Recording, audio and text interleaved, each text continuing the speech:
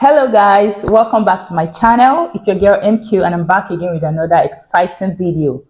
This video is titled Why Sweden is Hated by Enemies and Loved by Allies. Someone actually recommended this video to me and I decided to check it out. And from the title is actually very interesting, and in my own knowledge, I feel there are so many reasons why Sweden will be loved by their allies.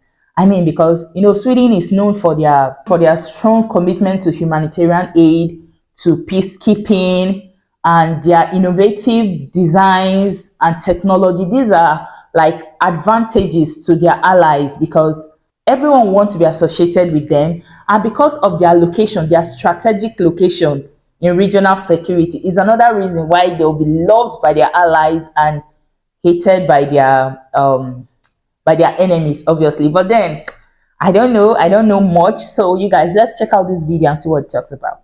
Sweden hasn't fired a shot in declared war since 1814, but today its neighbors are calling it indispensable. And its enemies? They're scared. This is a country whose silent submarines send ripples across the Baltic, whose factories are churning out some of Europe's most capable weaponry, and whose transformation from neutrality to NATO frontline has been both rapid and deliberate. The last time Sweden decided to engage in war, it had half of Europe on its knees. I'm Tuomas, a former officer in the Finnish Defense Forces. Having been in the army of one of the two weird former neutral countries up north, I've trained a lot with the Swedish armed forces, and let me tell you, Sweden has gone from being Europe's quiet underspending peacekeeper to one of its most strategically important defenders. In this video, we'll explore why allies love Sweden, and it's not just because of flat-pack furniture and meatballs, and why its enemies are fearing it to the extent that sabotage is now an almost monthly occurrence in Sweden. Let's start with Sweden's dramatic strategic pivot. For over 200 years, Sweden maintained a policy of military neutrality, but after Russia's invasion of Ukraine in 2022, that policy ended. In March 2024, Sweden officially joined NATO. This wasn't just symbolic, it was historic.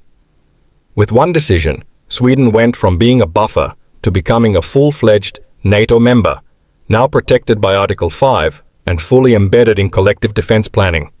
It's also a member of the Joint Expeditionary Force and part of the NB8 cooperation framework, linking it tightly with the Nordics, Baltics, Poland, the UK, and the Netherlands.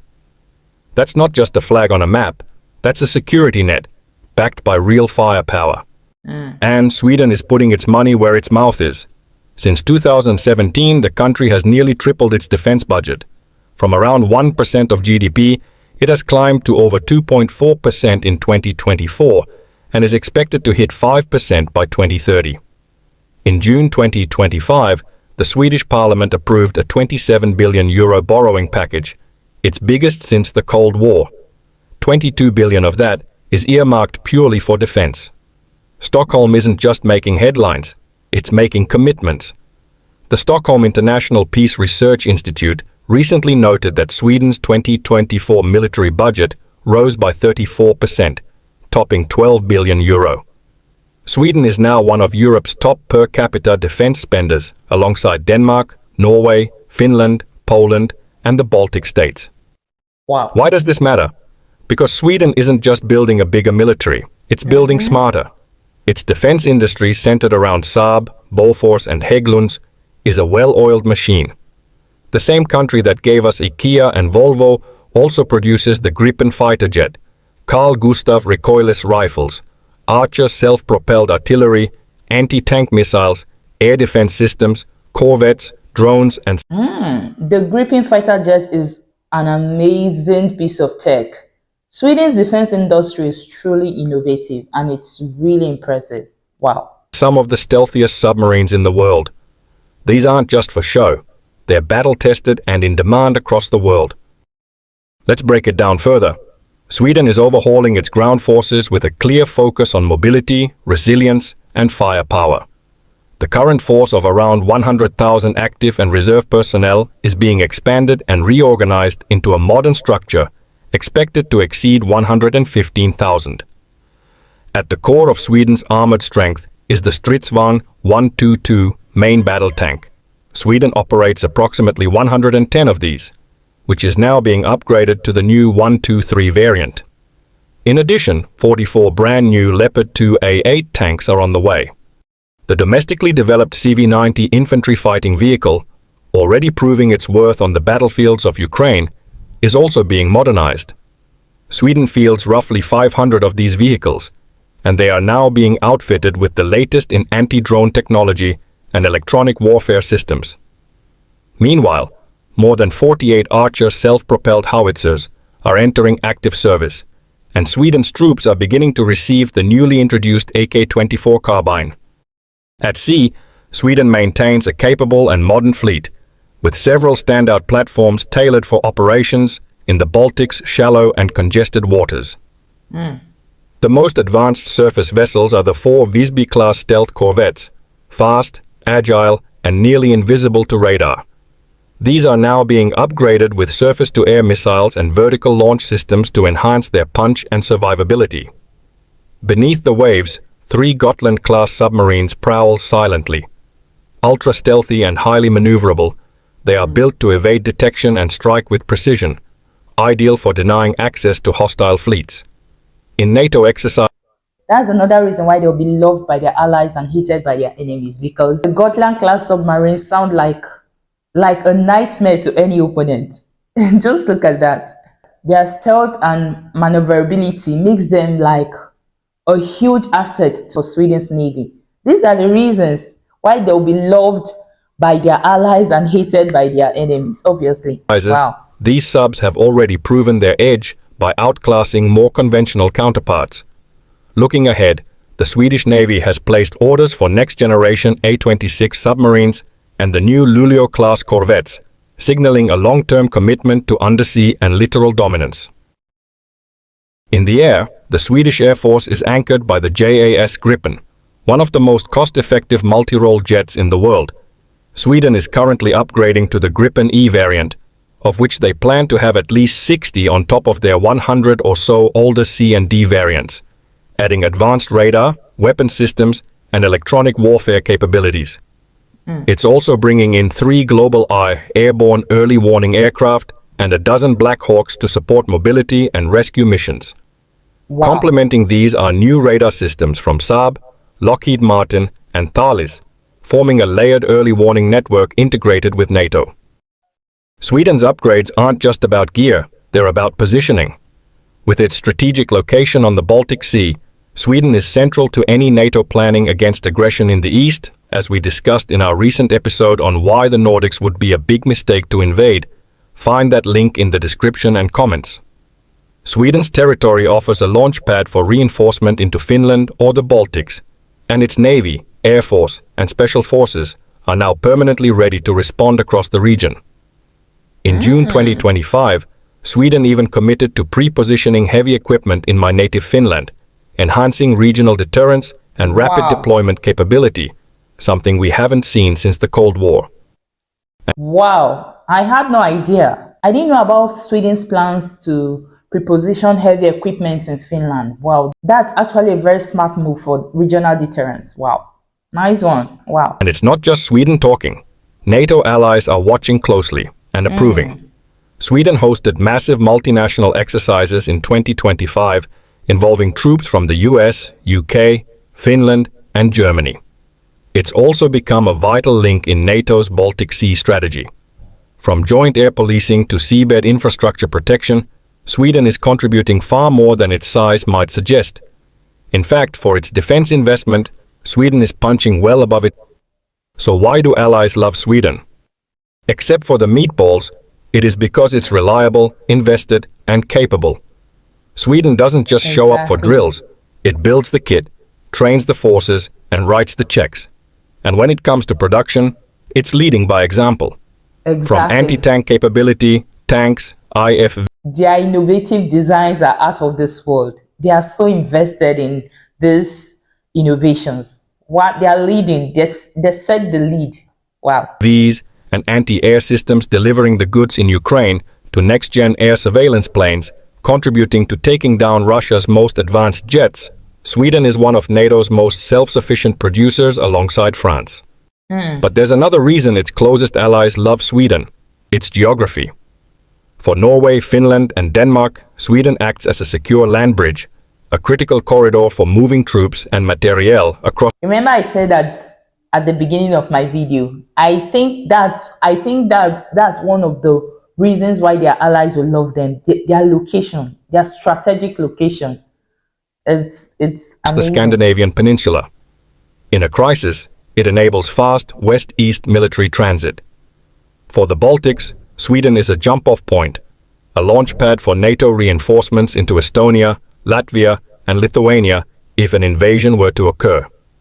With airfields, ports, and rapid deployment forces along the eastern coast and on Gotland, Sweden is not just protected, it's pivotal. In short, Sweden isn't on the periphery anymore. It's the connective tissue holding Northern Europe's defenses together. But why do enemies fear Sweden?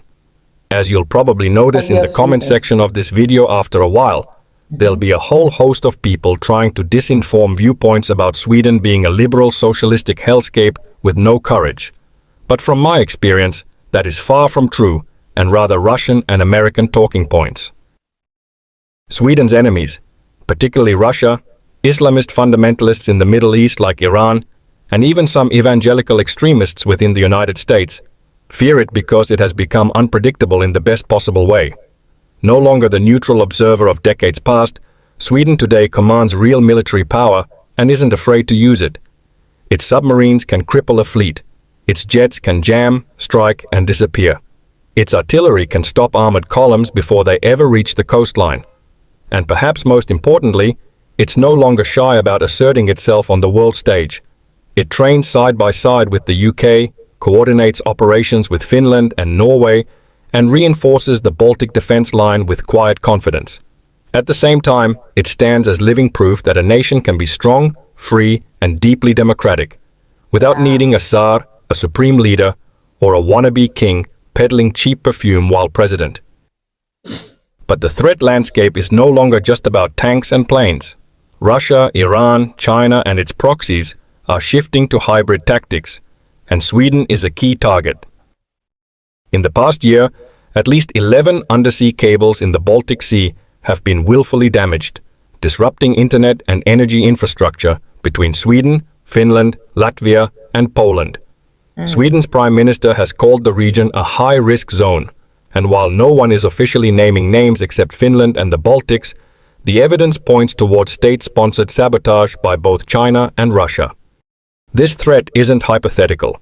NATO launched Operation Baltic Sentry in early 2025 to protect seabed cables and pipelines from further interference. Naval patrols, drones, and maritime surveillance assets now comb the Baltic in response. It has already proven effective. As this video shows, Russia now has to allocate resources to try to scare NATO nations from seizing their oil and tankers. The danger to Sweden doesn't stop at sea.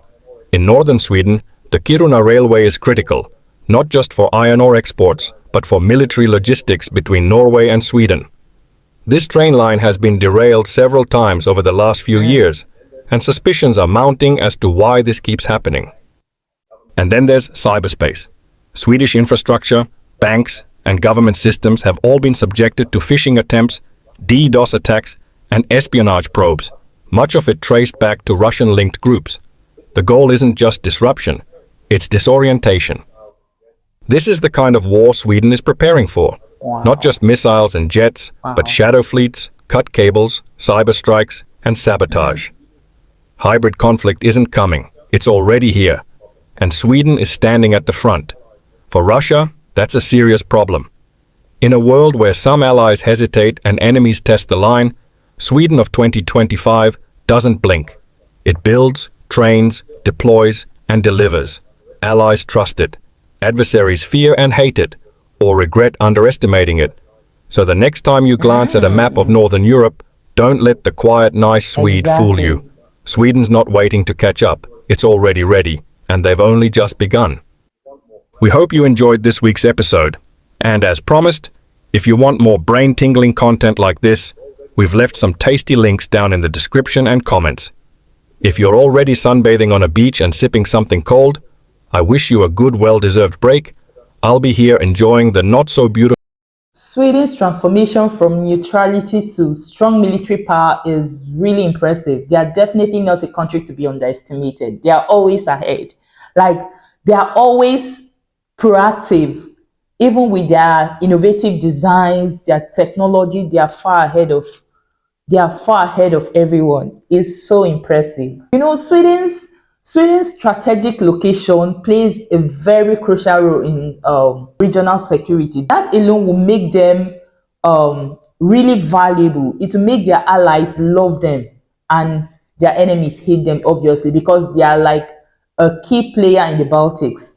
This was really interesting. From the title alone, I knew it was going to be interesting, and I wasn't disappointed. I enjoyed the video. Thank you to the guy who recommended this video to me. I enjoyed it. I wasn't disappointed at all. Thank you guys for watching. If you enjoyed this video like I did, go ahead, like the video, share it with your friends. And if you want to watch the video uninterrupted, the link to the original video is in my description. You head on to Military Rated channel and watch the video uninterrupted. Thank you guys for watching. I'll see you in my next video. Bye.